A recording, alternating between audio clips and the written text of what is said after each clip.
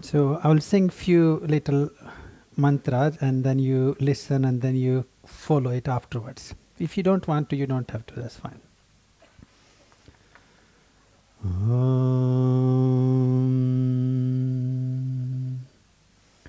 Brahmananda Swarupa Brahmananda Swarupa Brahmananda Swarupa Brahmananda Swarupa Atmananda Swarupa Atmananda Swarupa Atmananda Swarupa Atmananda Swarupa Satchidananda Swarupa Satchidananda Swarupa Satchidananda Swarupa Chidananda Swarupa Brahmananda Swarupa Brahmananda Swarupa Brahmananda Swarupa Brahmananda Swarupa Atmananda Swarupa Atmananda Swarupa Satchidananda Swarupa Satchidananda Swarupa Satchidananda Swarupa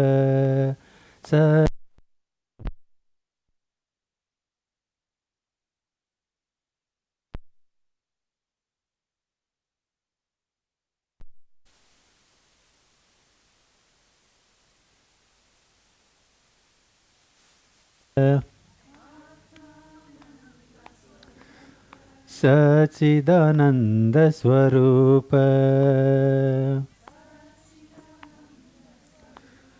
Satchidananda Swarupa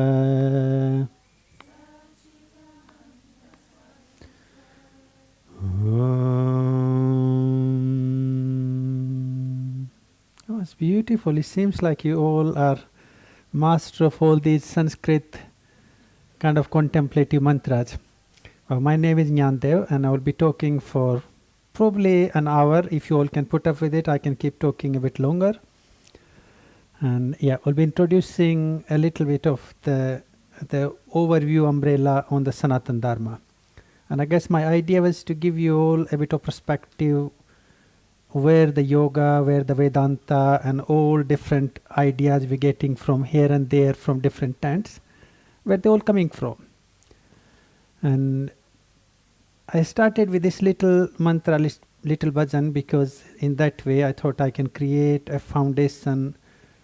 So in Sanatana Dharma, our essence, the absolute realization is to remember. So the first mantra we're chanting, Brahmananda Swarupa. So that means everything that exists and everything also that does not exist. Here we're talking about the living and non-living matter. It's the fraction, a minute particle of the Brahma, the creative divine or the universal divine principle. So that's the universal consciousness. Then we come to the second aspect is Atma Nanda Swarupa. So the Atman is the individual consciousness that exists within you, me, so at the individual level.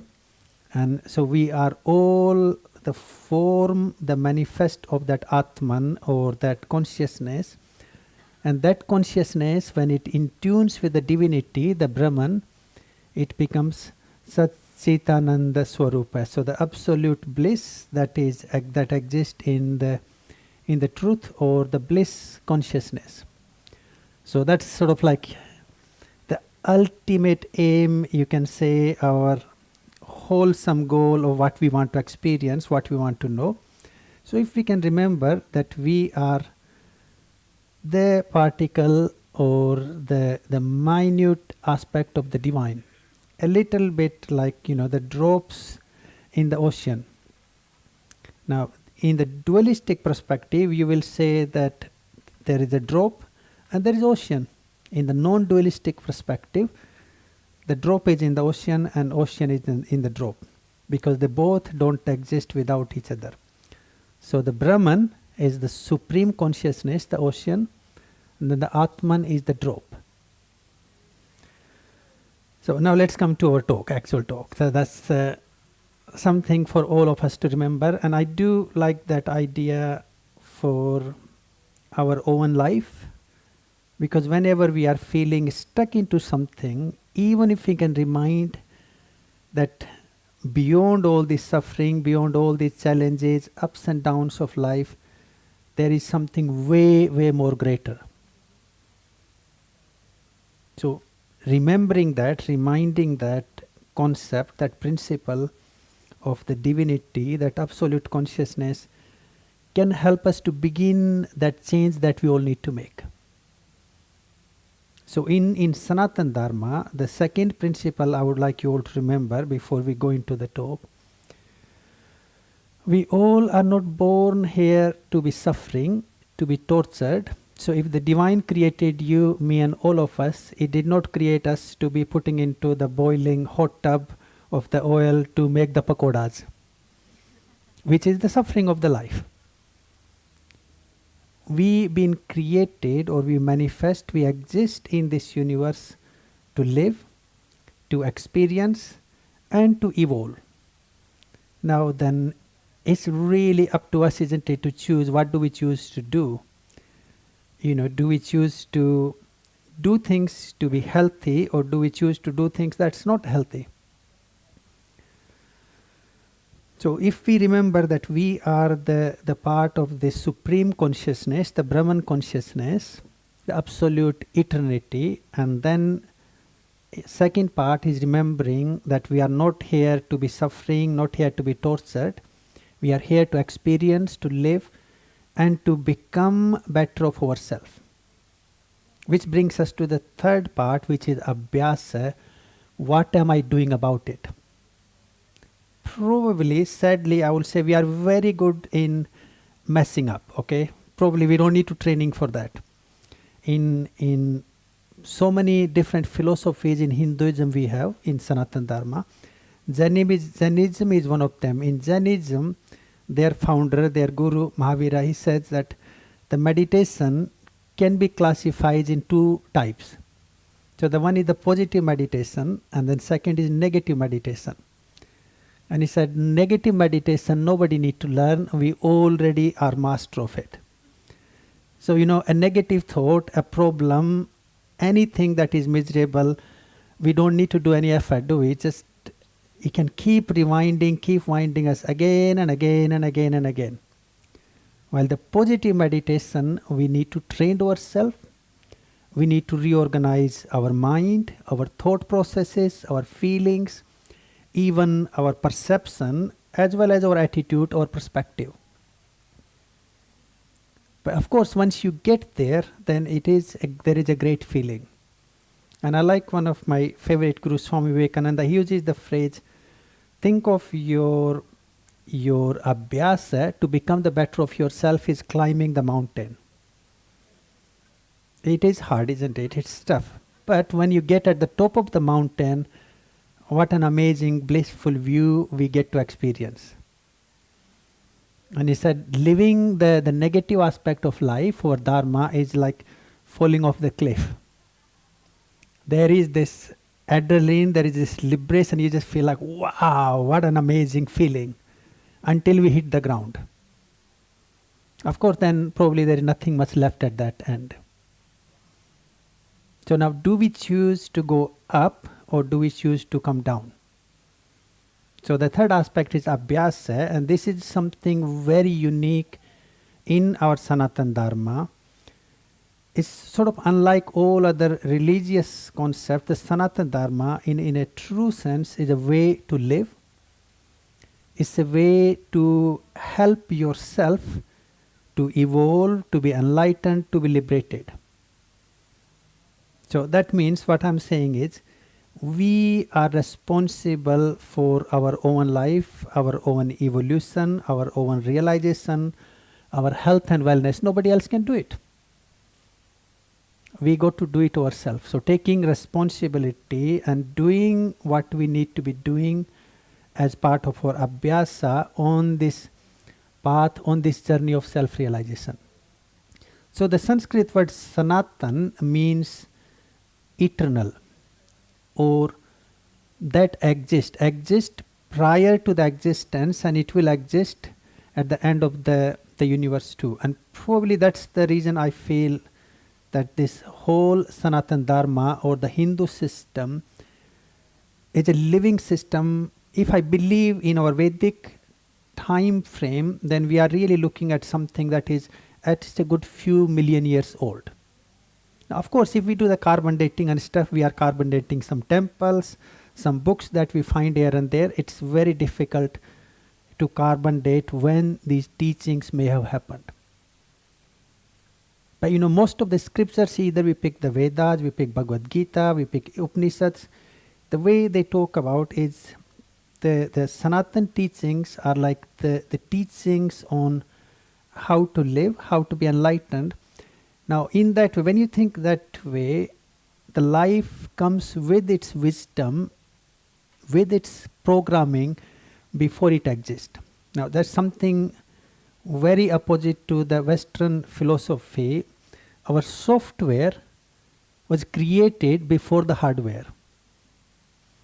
So that means your blueprint for your life path, your journey, how are you going to eat, what things we need to do to be healthy, how are you going to breathe, how your heart is going to pump the blood, all those biological processes, that software was created before, and then according to the software we accumulate the hardware, which is amazing to think that you are your own creation. I know typically we think that our parents choose us, they were having fun and then we come out. Well, in the absolute Sanatan system, you can say the parents were having fun, but we choose to be there, we choose to enter in that space, and they become the framework, the foundation to create the life, create our body, create our psychology, genetically or epigenetically, who we need to be. So in that way, we are talking about the eternal wisdom, eternal concepts on how to live. Now, when we talk about that, the very first practice concept we can understand in the Sanatan wisdom is the concept of karma and dharma, which probably we use it more often. Karma word we use more often in the Western system, I must say, than even in the Indian culture itself, because in Western system, when there is no answer to the situation, we just say something to do with my karma or something to do with your karma, And even I have heard somebody goes and punch somebody emotionally, and then they look up and say like, oh, I have to do it to help your karma. Wow, just to let go of that extreme principle of karma for now. So this beautiful principle, we begin our journey in Abhyasa is by understanding the principle of karma and dharma. That's the very first fundamental principle. So the karma is karma. So all that is done by me. Now, when we say done by me, that can be very physical with my body. It can be my speech with my words, but it's also my thoughts, my feelings and emotions. Probably something that we don't really account or take responsibility as much as it's easy to see what somebody has done physically, isn't it? It's easy to say if I come close to you and give you a little push, then you can go away and say, Jnandev pushed me and he's very nasty. But I can also push people by giving a horrible look, can't I? So can you see there is a emotional karma, there is a speech in the karma, there is a physical karma, but there is a fourth category, also need to remember, the karma that we allow to happen. So if somebody is stealing your wallet and you're just sitting there like, okay, bless you, I'm just going to chant the mantra and hopefully the divine will protect me. So if you're allowing that to happen, that's also your karma. So all that we do, physical, mental, verbal, and all that we don't do, so Krishna says the karma is what you do and what you don't do. You eat, it's your karma. You don't eat, it's your karma. You talk, it's your action. If you don't talk, that's also your action. You smile or not smile, you breathe or not breathe. If you're going to breathe, you're going to live. If you don't breathe, you will attain samadhi. That's the more positive word in the Sanskrit I will use. So it means what we are doing is our karma, and what we're not doing, that's also our karma. Probably we understand the word of karma quite often. Then we come to the second principle, which is our dharma. Now dharma is really doing things which are truly in tune with your potential. Now I think like if we understand this principle of dharma, even so many of the mental health, especially the learning disabilities and things, the way we diagnose people, that will go away. If somebody is not good with the numbers, well, maybe they are good with wood or with the stones or good with gardening and something. So if you think of the principle of dharma, it's actually knowing what is your true potential, what are your true skills, and in tuning with that. So with the dharma, I always find it's easy to begin to look at everything but not the human being. And I have my reasons why I say that, because all other life forms, they do what we're meant to be doing unless we mess up with them. Of course we can mess up cats, dogs, tigers. They can be. I was watching somebody. Please don't take it in a personal way, but somebody got a vegan cat. So they give all the food to the cat. Everything has to be vegan. Now, please, I don't want to go into which way to go with. But if you think of all the animals in our food cycle, which sustains the biological rhythm, the biological ecological balance, everyone is in tune with their dharma. Now I was reading quite an interesting sort of research actually a few weeks ago. It was done around the African continent, like how the desert was expanding since the foreigners came and they invaded the whole African continent, because the hunting the tigers and the lions was for the fun. Now they said that the desert expanding was connected with that hunting, that fun, because the number of the tigers and the lion got less and less, which was allowing the deer, zebra, all other animals, their population was growing. So that means now these animals are eating the forest, and now they're reintroducing all the lions and tigers and seeing how the whole the geography, the ecological system in Africa is changing with that. So I hope you all can see my point. So actually every life, a little slug, when you see it, probably if it's in your garden, I know we all get so annoyed, isn't it? Especially the best potato that grows in your garden, that's the one they have to go right through the middle. I mean, you dig it out, I can see somebody smiling. But from that slug's perspective, it's their dharma to help decompose or compost the vegetation for the new plants, the new flowers to grow. I think we human beings probably are the best in not knowing what to do and what not to do. But typically you can begin with your very first dharma is to live healthy. And for living healthy, we need to learn, breathe deep, keep ourselves physically fit, eat proper food or appropriate food. So instead of for now, instead of going into what is right and wrong, I would say eat appropriate food that gives you the right amount of energy, keeps you well, keeps you free from all the allergies and stuff. So eating the right food. Then the second of your dharma is to find happiness, find bliss. Or how do you find happiness? By fulfilling your basic needs. Fulfilling your basic self, which I'm talking here on the mind and the psychological being. You like to have some good friends where you can go out with people to have a good laugh. Maybe you like to do your meditation. Maybe you like to do some mantra chanting, some prayer, go for a walk in the nature, which is all about the vihara, the entertainment. What do you do to bring joy in your life? It sounds easy, isn't it? Take some drugs, get drunk, and then go partying. Now, I don't want to judge that, probably that's fine in the right place, but then we would have the side effects next day. So, physical health and mental health and your spiritual health, that is really your true dharma, to in tune or attune with that. So that's your dharma towards yourself. In a modern language, we call it self-love, self-care, self-preservation, which I know for lots of people it sounds like, am I being selfish? In the aeroplanes they say you put the mask on yourself before you help your neighbor. So if you are struggling, you are deprived for your health, your energy, how can you help somebody? You got to be good or full of energy, full of vitality to be able to help other people. I can't really come here and talk while I'm just tired and beaten up energetically and emotionally. So I need to look after myself to be able to give my best to everybody else.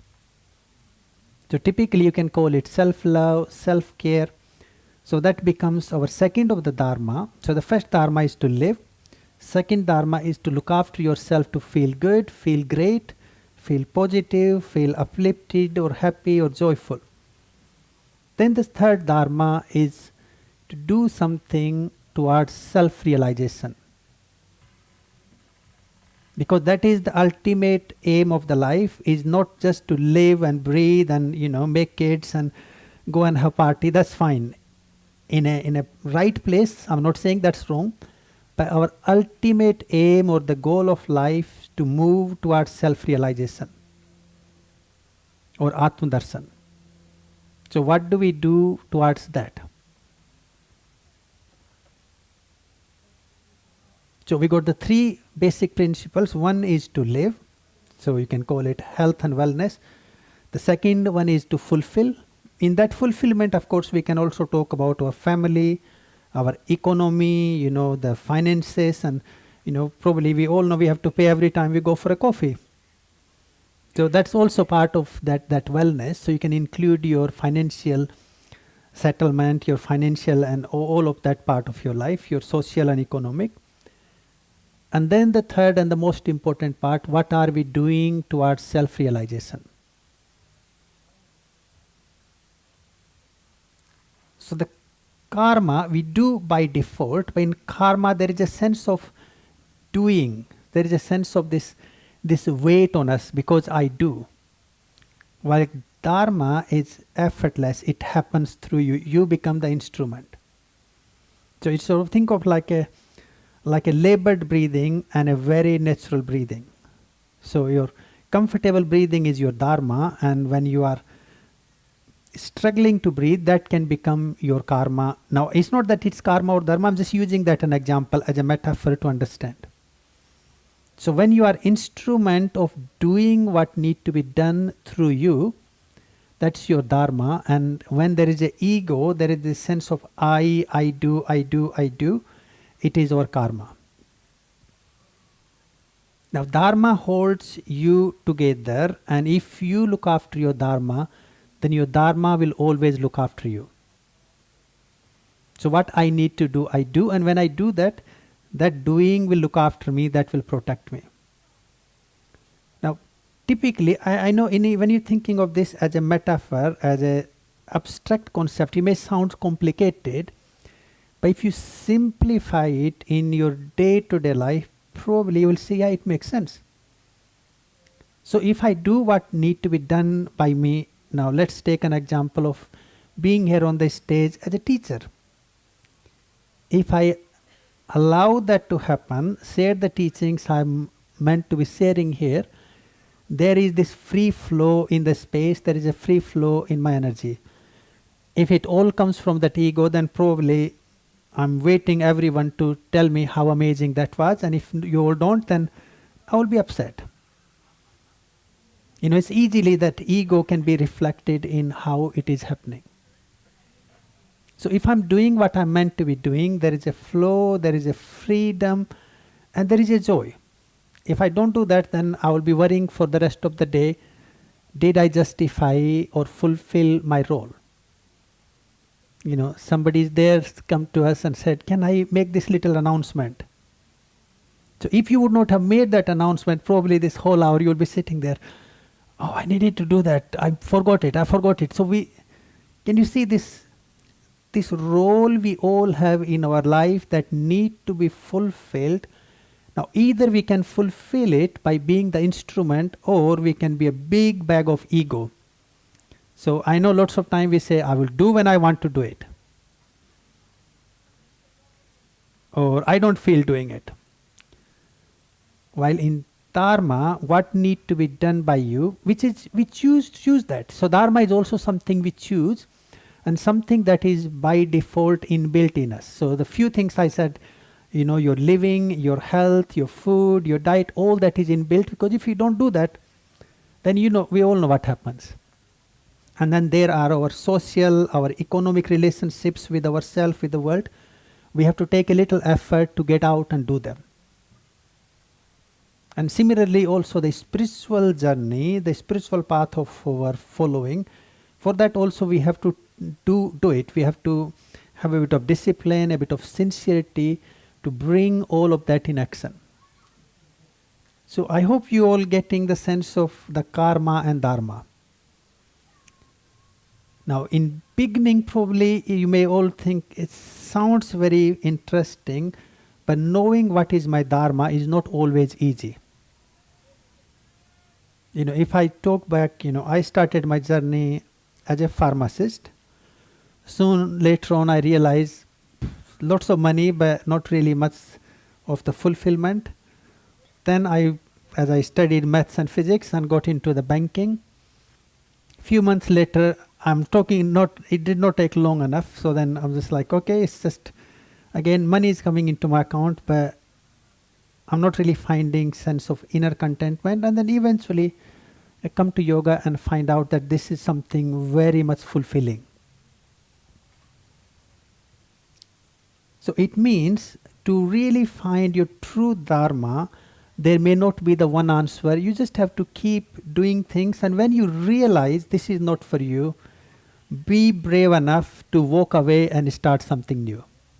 And what I find fascinating from Krishna, I said, keep doing what you meant to be doing. And when you realize this is not for you, let go and do something else. But when you also realize that you have learned or experienced everything you could have, then he said, don't sit on it, let go and move on and do something new. So that means your dharma is not static, it's also dynamic, it's changing every day. So probably we can say now our dharma is to contemplate, to listen, to think about all these concepts.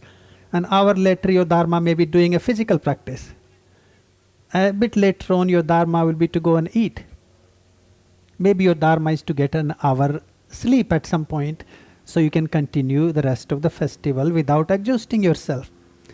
So the dharma again is not static, and karma is neither static. Now from the karma and dharma, the one thing I take forward to make my life better is, can I live my life sort of typically in the Sanatana Dharma we call it the yamas and niyamas. In a more English technical language I can call it the living with the virtue, which is sort of adhering to the appropriate. Another word I found also quite comforting is to live appropriately. Eat appropriately, be appropriate with people, behave appropriately. Because the right and wrong, I know that's the word typically we use to translate that. But you see, the right and wrong is probably it's everyone's perspective. Because what can be right now can be wrong an hour later.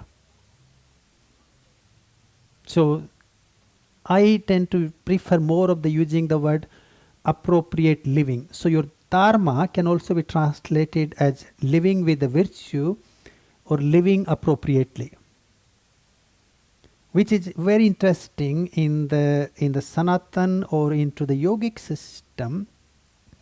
We describe it doing things synchronized with the biorhythms, with our life cycle itself.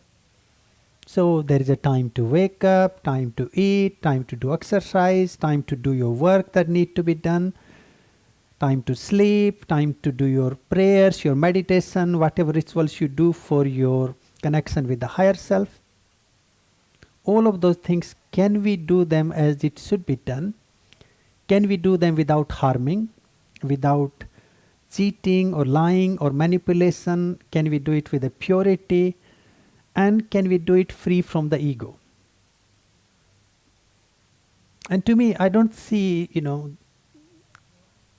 doing something like that, living something like that to in tune or attune with your own heart, with your own spirit, with your own self. And now and then I have wondered, when we think of this appropriate living, I certainly believe that living your potential is far more greater than living somebody else's potential. I would say, even if you need to go and make a big mess, do it with full responsibility and say, this is what I'm going to do today. So at least you will learn from it instead of pointing our finger to somebody else, because that seems to be always the easiest one. Oh, I lost my temper because you were doing this. Or I was, doing this or that because of somebody else. And I really like one of the things my kids always say when I talk to them, because it's a very Indian thing. We talk like this quite often. I don't do it anymore. So my youngest son, he says, like, every time you do it, Dad, you got to look, the three fingers are always pointing back to you. Which means that dharma and the karma is, can I see why this is happening? Why am I doing it? And what can I do to make it better? And that is the virtue I'm talking about here. I'm not talking about the right and wrong, in that one or other perspective. I'm talking about this wholesome perspective. So that takes us to the next principle that is amazing in Sanatana Dharma, is this individualistic approach that each one of us can find our own way to be healthy, to be on the path of evolution or the adhyatma or self-realization. So typically, when I look at the every possible religion on our planet Earth, the most beautiful thing in Sanatana Dharma is it allows each individual to find its own truth. It's experiential. You need the belief, but it has the practices that you do and you experience it. So until you experience something, it's not your truth. So, if I pick, other religions, you may say, this is the truth. This is the absolute truth. But the Hinduism, the Sanatana Dharma says, truth is not what you know, it's what you experience. So until I experience the divine, it seems to be a principle that I know. But how do I know that there is actually the divine for sure? I guess one of the reasons, the way I explain that, how do I know the divine is there for sure? Think of it from a very quantum principle, as in the Sanatana astrology it explains. The divine is that principle that holds everything the way they are.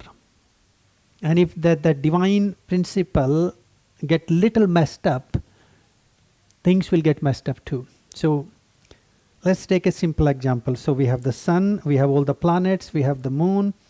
Now if where they are located, how they're spinning, how they're going around, if that can be slightly slower or faster, or it can be a little less or little more distance. When I say little, I don't mean few inches, okay? We're talking about a good few thousand miles or something like that. But if it's slightly less or slightly more, if slightly less, it says, even the quantum science says, all the planets will suck into the sun and it will end up into a black hole.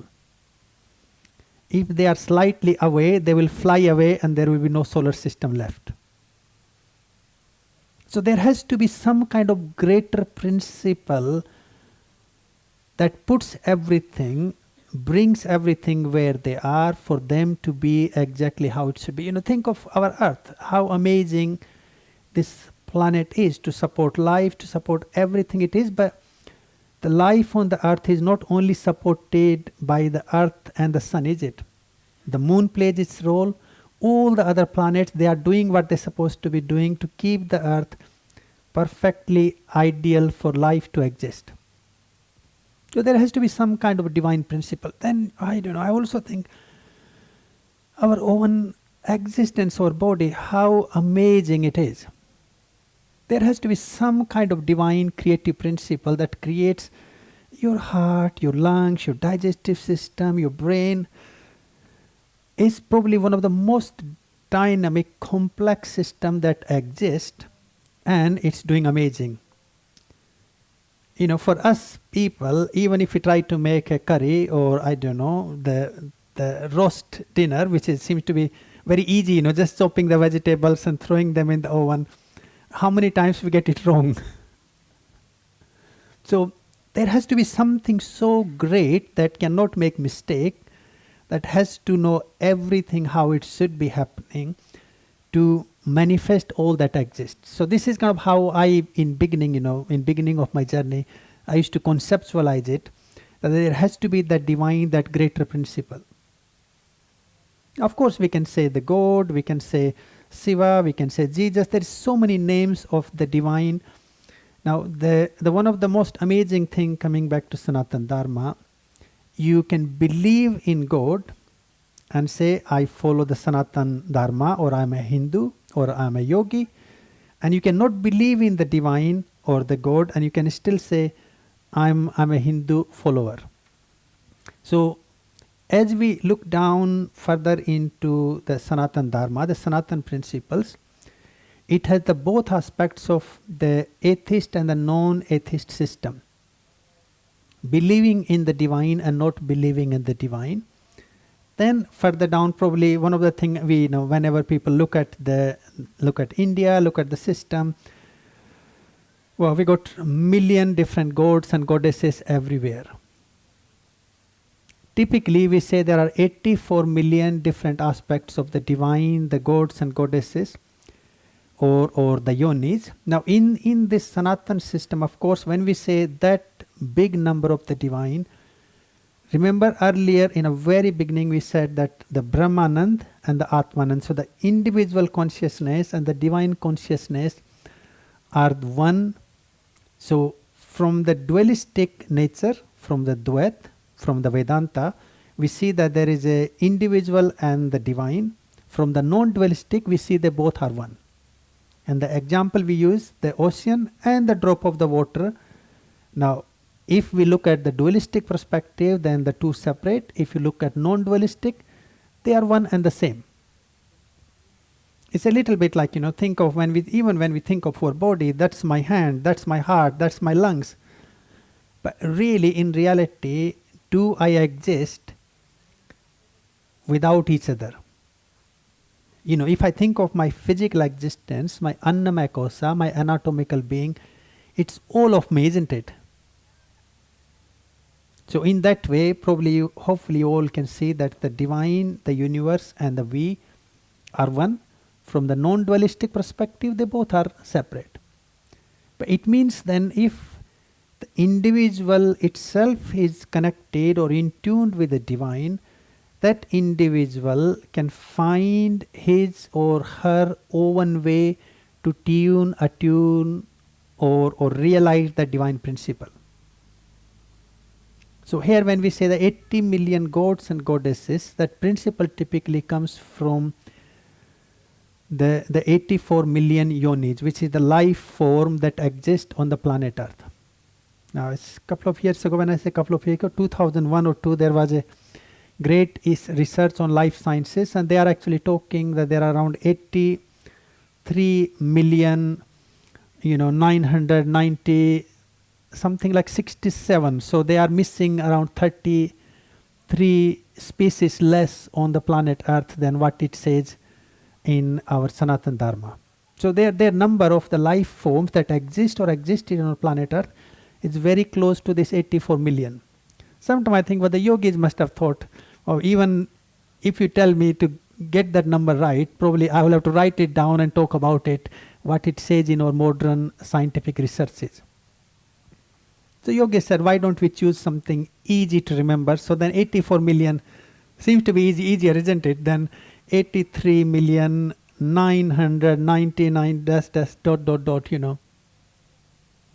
So it means every life can be seen as divine, as the manifestation or the evolution of the divine.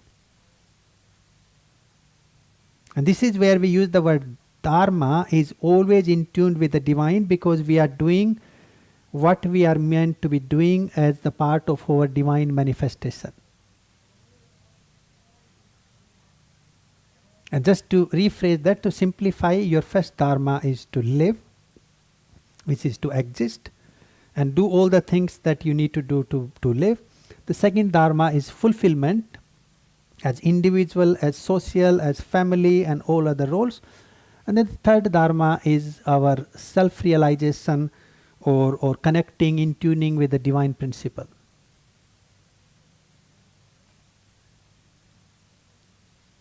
And then of course the fourth element is, it's not what we know, what we hear, it's more of what do we do about it, our practices, our abhyasa. Are we following the path?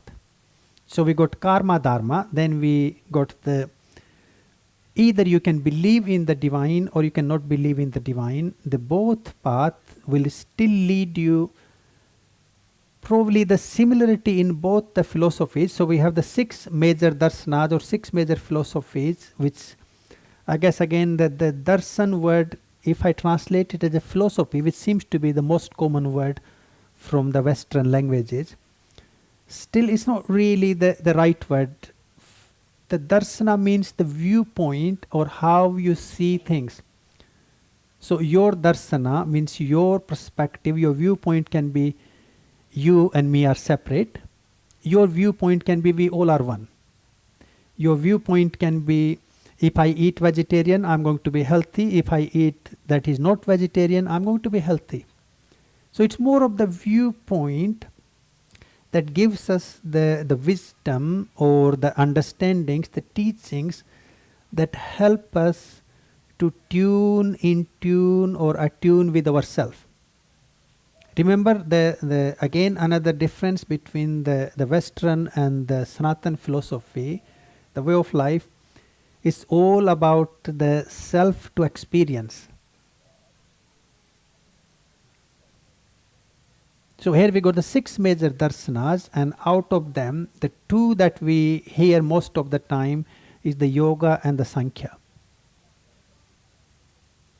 So in yoga we have all different parts of yoga. We have Hatha Yoga as a part of the very physical practice to work on our body with the asanas, with the mudras, with the pranayam.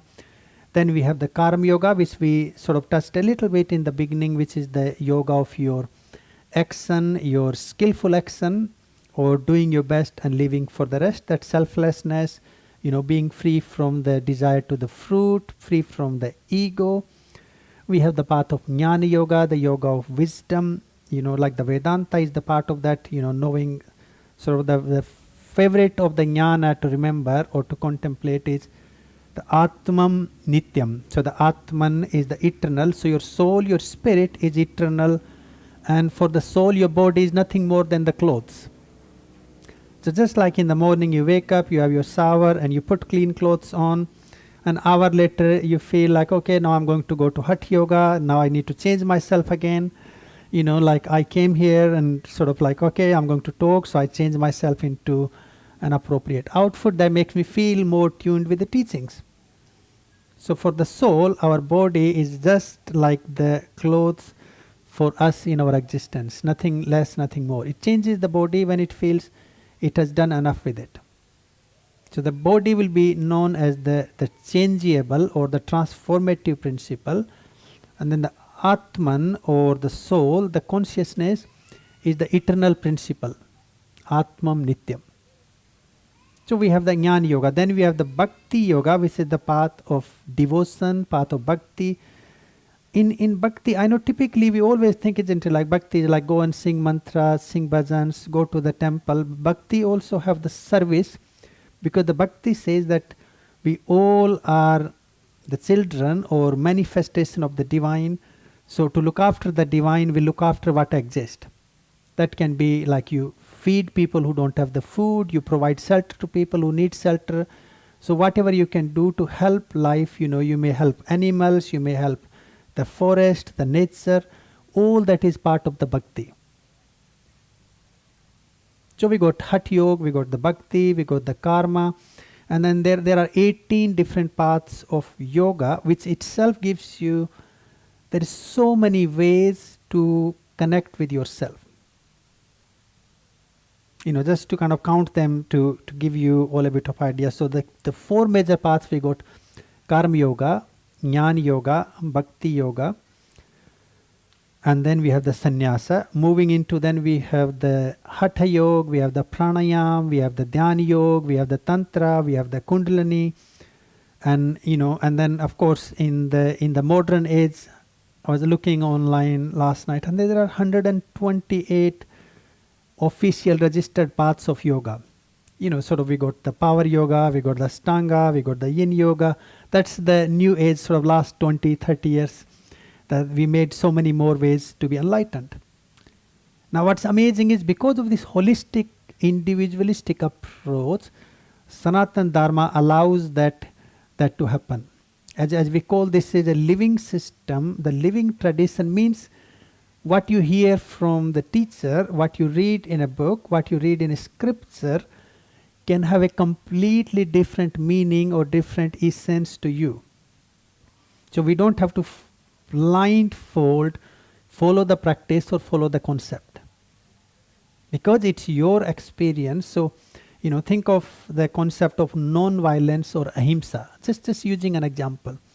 Or the ahimsa can have a completely different meaning in a different situation. Now I quite like this story that we have from one of the Upanishads, probably we're looking at 5,000-6,000 years ago. So there this group of monks, these sadhus, and they were walking, and at the end of the day, wherever they are, they find the shelter. So they found a shelter under this beautiful banyan tree, which is a good few miles in radius. Probably the whole festival can just be under the shelter of that one tree.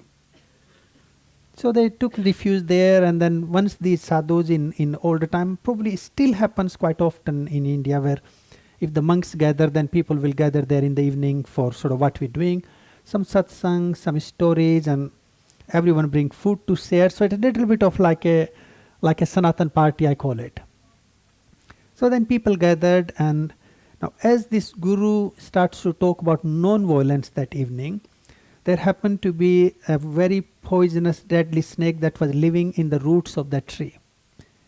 So the snake was listening the whole story from the monk and the virtue of the non-violence to be enlightened, to be liberated. So the snake realized, wow, I've been suffering long enough, because crawling on the earth and finding the mice or whatever to eat, it's a hard life. Probably snake is one of the most typical example we use of the suffering, like dragging on the earth. So, I would not say the life of the snake is suffering, but from the human perspective, we're dragging along on the earth. Can you see the point? So we use that as the extreme of the suffering we may choose to live. So the snake comes out and he begs the guru to give him diksha. He said, I had enough of this suffering.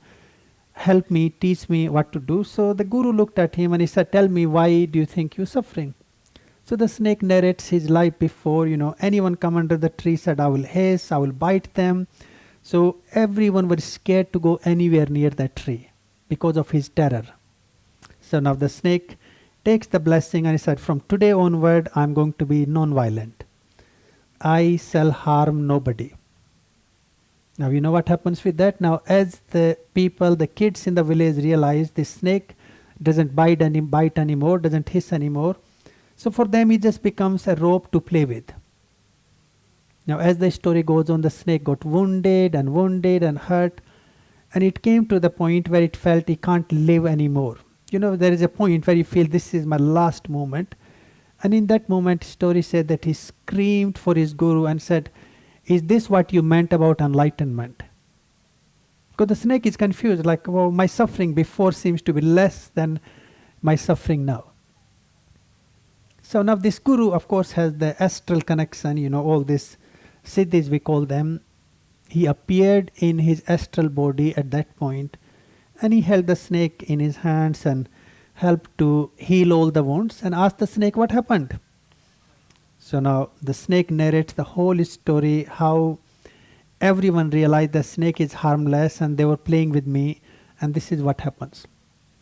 So the guru looked at him and he said, well, non-violence does not mean you let people beat you up. He said, I did not say you cannot lift your hood up and whoosh to scare these people off. So this Sanatan wisdom, when you are about to punch somebody, said, let's calm down, take our hands at ease and not do it. That's your non-violence. But if somebody is trying to ride on your shoulders, or trying to take control, try to abuse, it says you have every right to stretch your eyes. That should be the first response. Let's say you say it politely, can you please step off my foot? If that person doesn't do, then it says you go to stretch your eyes, raise your voice a little bit, and then it goes as far. If it does not work, you have every right to have a stick in your hand like a warrior and say, I'm not allowing this to happen. And this is, if you think of the whole of the Bhagavad Gita, in the middle of the battlefield, Krishna talks to Arjuna. He said, pick up the weapons and fight. Why? Because here he said, we are dealing against the people who have no kindness, no respect for the innocents, man, woman. They're doing all sorts of things that should not be happening. Totally immoral people. They deserve to be punished. I know lots of people ask me many times, well, how Krishna can be telling somebody to fight. But if you are standing against somebody who have no understanding of kindness, compassion, or the truth, or the care, then you got to do everything to protect or defend yourself. I would say that bit should be the very last resource. Okay? But can you see my point now? The non-violence, your non-harm, can have a completely different meaning in a different perspective. It's the individualistic. Again, it allows the situational change of your understanding, your perspective to change.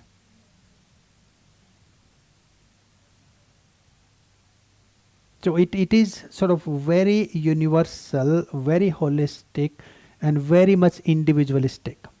So each one of us can choose the path of the different yoga, different virtue, different lifestyle, a different god or a different goddess to connect, to in tune or to attune with that higher or the cosmic spirit. And I personally believe this is one of the reasons why the Hinduism or the Sanatan Dharma has survived all the attacks that has happened to it for last probably 800 years plus, that I would say. We have so many different people came to the country, they tried to destroy our education system, amount of temples, amount of our sort of what we used to call them gurukulas, which were the education system. Not long back, early 12th century, in our recorded history, we had at least 100,000 plus gurukulas, places like this, what we have the festival where all these gurus have their tents and people come and talk about different wisdom. You can go somebody to the Nyaya Darshan, which is all about the logical thinking. You can go to the Vaiseshika, which is all about the atomic, the quantum science. You can go somewhere who is going to teach you how to do carpentry, how to do agriculture. You can go to somebody who is going to teach you yoga. You can go to somebody who is going to teach you how to do the worshipping. All that used to be there. And then it has all the possible hits it can be, but still it survived. And I feel the reason that it survived is because it empowers every individual. So in a one typical Sanatan or the Hindu family, if I take my own family as an example, so Probably if we all gather, my parents, my sisters, my brother, and we all of us probably will be 20 people under the one roof, and we all can believe in something completely different. And we have no conflict with that. And that is, to me, the most important part is that valuing yourself, your understanding, your skills, your abilities, and choosing the path that you feel naturally drawn to. Now, in each of the path, I will come back to it. The one thing that seems to be very common, and that is living, adhering with the yamas or niyamas or the virtues. So neither of the path will say, go and steal, go and manipulate, go and lie, go and do all the fraud we can do to make fortune in life. That seems to be very common in all the 6 major darsanas, or the major approaches or the perspectives towards enlightenment or awakening. Along with that also we have the minor philosophies, like we have the Jainism, we have the Buddhism, we have the Sikhs, so all of them come out of the same system. Now the three aspects of when we think of the abhyasa or the practice, I put them, which you can apply either in your Hatha Yoga practice, your pranayam, your meditation, and your lifestyle too. So the first one is to know, which is the pramana. So in pramana we have the knowing the knowledge from our teachers, from our parents, maybe the books or the scriptures. So wherever you can acquire that knowledge, we need to know how to live, how to be healthy, how to connect with the divine. So the first part is the pramana, acquiring the knowledge. Then the second part is the swadhyaya, which is introspection. You contemplate, you reflect, you think, you meditate on it. So you're not blindly taking when somebody says do this, you think, okay, what does it mean to me? Somebody come and say, okay, if you do headstand, your crown chakra will be awakened. I would say take a step back, be aware to your neck, be aware to your heart, be aware to everything else you need to be before you get upside down, isn't it? So your introspection, your reflection is also knowing, is it right for me to do or is it not right for me to do? And then if I choose to do it, how am I going to do it? You learn about that. And then we come to the third part, which is the abhyasa, do it. If you believe in it, only way you're going to experience it is by doing it. It's a little bit of we pick a Google map and we look at, here is the festival, here is the Hanley, here is the place. It's great to know where the places are, but in reality, it's nice to also go there. Like many times we practice, we think about it, and then we just and I really love the way Swami Vivekananda, is some of the greatest of the 19th century sadhus and the wisest people. He came to West sort of early 19th and spread the Ramakrishna Paramahansa, that was his guru, Ramakrishna mission. So he spread the wisdom, the teachings of yoga. And he said that any wisdom without the practice is far more toxic than not knowing what to do. Because if you don't know, you are innocent. But if I know how not to talk, and if I'm talking that way, can you see I'm going to suffer guilt in myself? It's easy that we can lie to each other, but we cannot lie to ourselves, can we? I'm sure there is a voice inside every one of us. If we know that I should pay for my food and we manipulated the person and then walked away without paying, maybe on the crime, on the justice, we can get away with it, but we can never get away from within ourselves, can we? So your introspection, your reflection, and bringing that wisdom, what you know, in your practice. So all these concepts we're talking about, it's not just like feeding it into our brain or into our mind. It's meditating on it, it's reflecting on it. So you got know what need to be known. Then you got the contemplation, think about it. So you don't do it blindly. If just because Jnandev said, if you throw yourself in a river, you will be enlightened. It might be a great practice. We're becoming quite common about the cold baths and all that. And there is a nature, there is all the prana, there is element. But you got to see where you're jumping. Is there a rock below there? Is it safe? Is there a crocodile in there? Is it somewhere a clean river or not? So you got to know all the basics before you jump into the river. So your introspection. Then the third part is your practice or your abhyasa.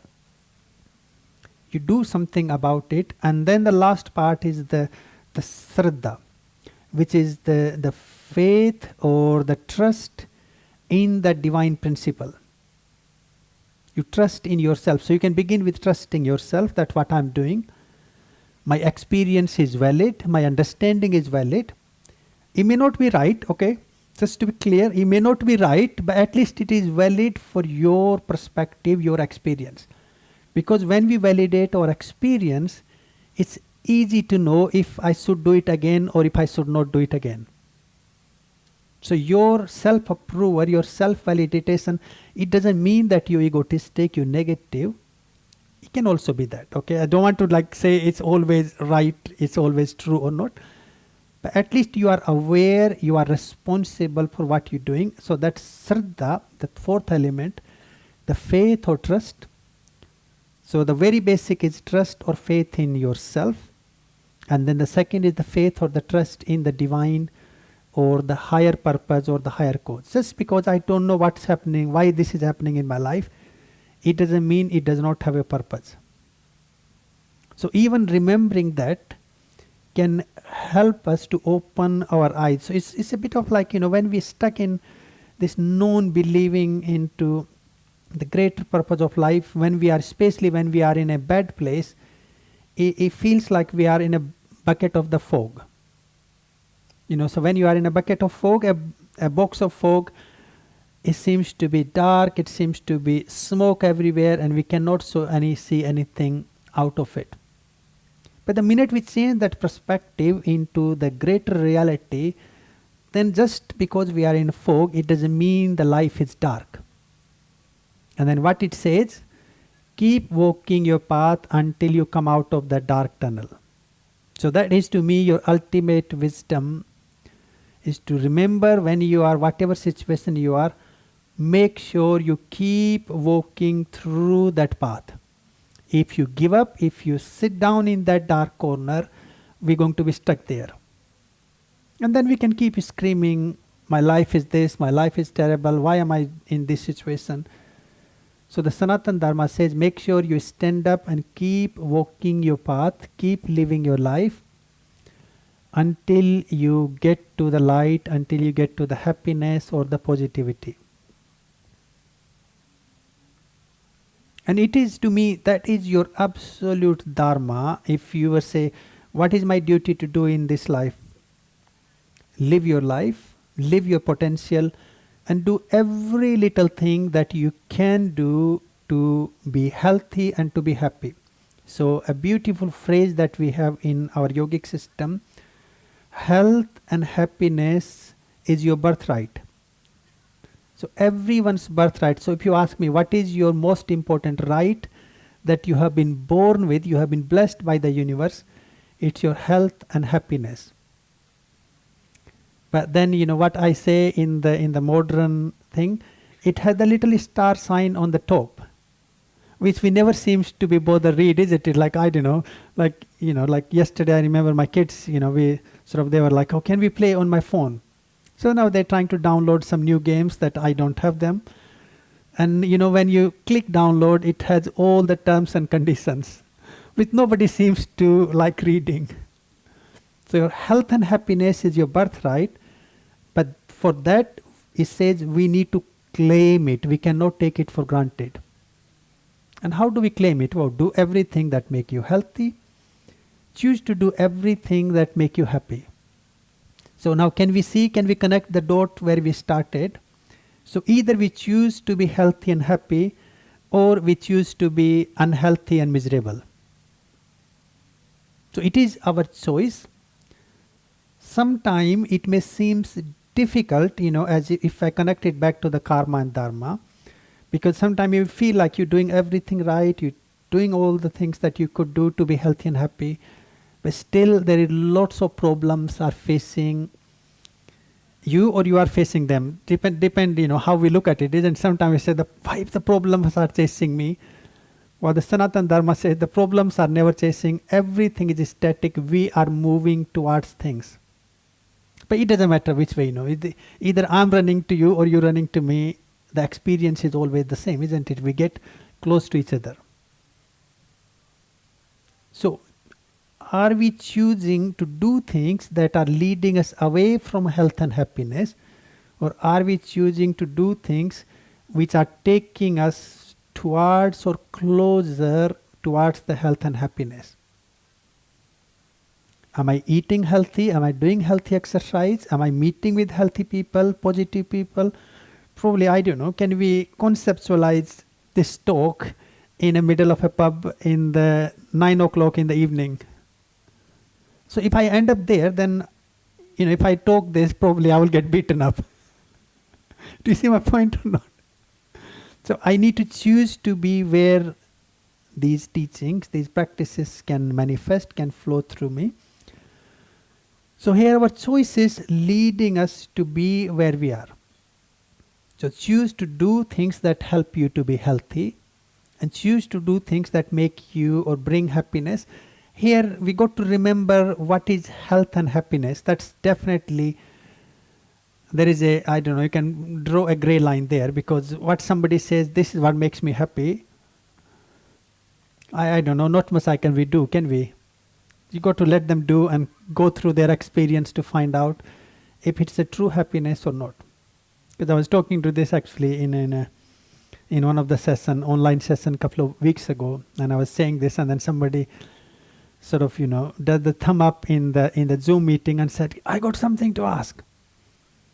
And then he was sort of telling me like, oh, Jnandev, I just find myself happy when I get to the pub and get drunk and then come back home and I take my drugs. And honestly, there is a list of things he was giving me that makes him happy. So it was easy for me to get him down. Like, how does it feel in next day in the morning when you wake up and stuff?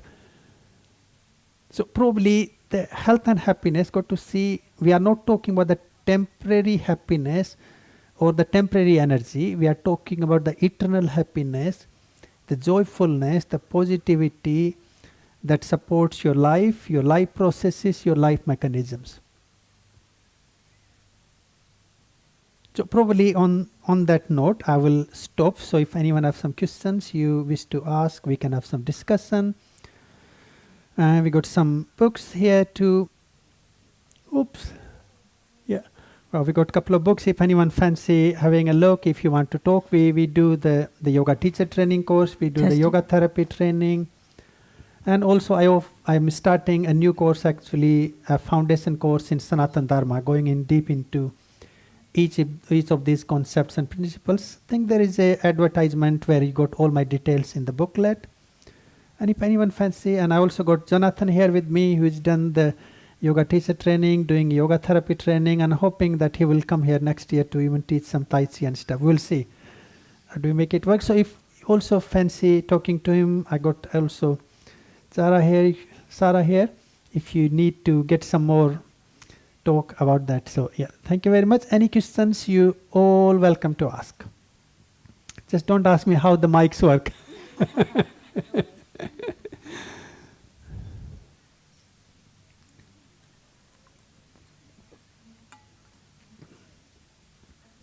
No, that's fine too, if no questions. Well, my psychology professor in university used to say, if there is no question, it has the two meanings. One, we got everything we needed to know, or we did not get anything at all, and we don't want to talk again.